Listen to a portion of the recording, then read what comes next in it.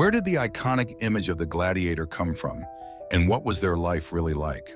The origin of the gladiator's daily routine is rooted in the Roman Republic, when prisoners of war were forced to fight as a way to honor the dead. Over centuries, this evolved into a well-organized and highly anticipated spectacle. Gladiators became the stars of Roman society, representing a mix of human endurance, violent entertainment, and the ruthless power of the empire. A gladiator's day began early, just before sunrise, in the barracks. These barracks, often part of a gladiatorial school called a ludus, were their home and training ground. Gladiators lived together, bonded by their shared fates, yet always aware that they might one day face each other in combat.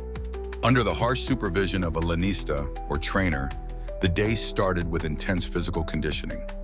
Their training wasn't just about brute strength, but mastering combat techniques, agility, and discipline.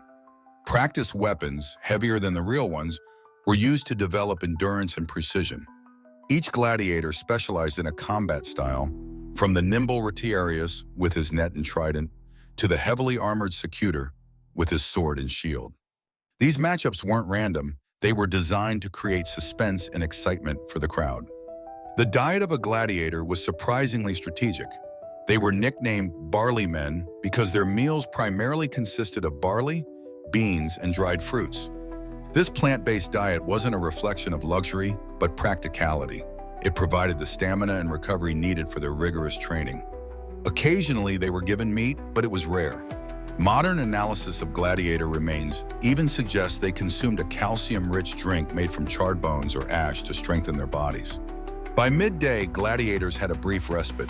This downtime was spent tending to injuries, maintaining their weapons, or mentally preparing for the potential fight ahead. Though many were enslaved, skilled gladiators could rise to fame, becoming beloved figures in Roman society. Their images were engraved on mosaics and vases, and they even attracted admirers who offered them gifts or favors. For a select few, there was the ultimate reward, freedom, granted through exceptional performance in the arena.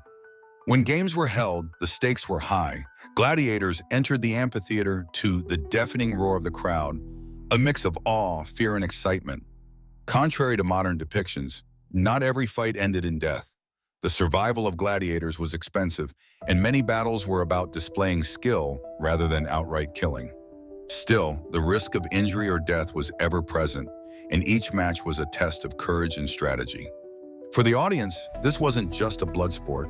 It was theater, a story of life and death played out before their eyes. The life of a gladiator was born from ancient rituals and became a defining symbol of Roman culture.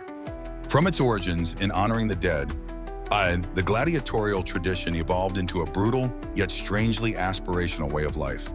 Gladiators were both victims of the system and its shining stars, embodying the empire's values of strength, endurance, and the unrelenting pursuit of glory.